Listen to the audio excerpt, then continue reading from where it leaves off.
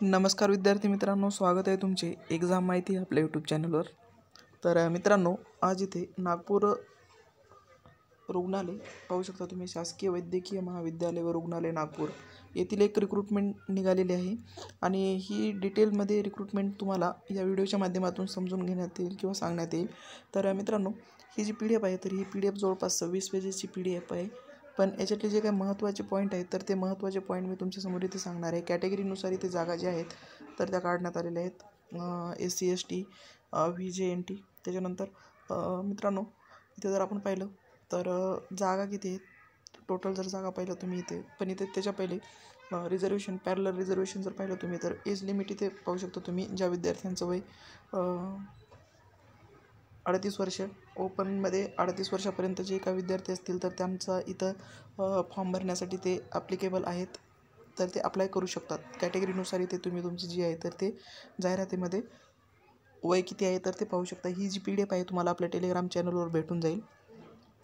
या व्हिडिओच्या डिस्क्रिप्शन बॉक्समध्ये टेलिग्राम चॅनलची लिंक दिलेली आहे, तिथून तुम्ही आपलं टेलिग्राम चॅनल जॉईन होऊ शकता। तसेच विद्यार्थी मित्रांनो, इथे जर पाहिलं तुम्ही तर जागा ज्या आहेत तर त्या कॅटेगरी वाईज आणि त्याच्यानंतर पदानुसार इथे जाहिरात डिस्ट्रीब्यूट केलेल्या आहेत। वेगवेगळ्या जागा ज्या आहेत तर टोटल जागा पाहिलं तुम्ही तर 680 जागासाठी इथे जाहिरात आलेली आहे। अनुसूचित जाती, अनुसूचित जमाती, अनुसूचित जातीसाठी जर पाहिलं तुम्ही तर टोटल 100 जागा। त्याच्यानंतर ST साठी पाहिलं तर 54 जागा। अशा प्रकारे ह्या ज्या जागा आहेत तर तुमच्या जातीनुसार तुम्ही तुमच्या कॅटेगरीनुसार इथे पाहून फॉर्म भरू शकता। तर मित्रांनो, या एक्झामची डेट जी आहे तर एक्झामची डेट ही या PDF मध्ये दिलेली आहे। भेटली तर लगेच पाहून घेऊ की कधी किती तारखेपर्यंत ही जे फॉर्म आहेत तर ते फॉर्म भरायचे आहेत। तर आणि मित्रांनो, याचा जो सिलेबस आहे तर सिलेबस तुम्ही इथे पाहू शकता, यांनी PDF मध्ये दिलेला आहे सिलेबस।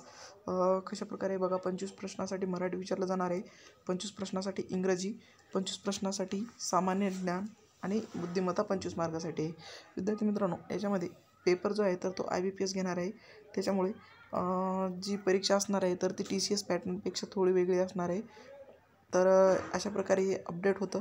जर माहिती आवडली असेल तर आपल्या यूट्यूब चॅनलला सबस्क्राईब करा आणि बेल आयकॉनला प्रेस करा। तसेच येणाऱ्या नवीन चॅनलचे तुमच्यापर्यंत नोटिफिकेशन पोहोचेल। व्हिडिओ पूर्ण पाहिल्याबद्दल मनापासून धन्यवाद।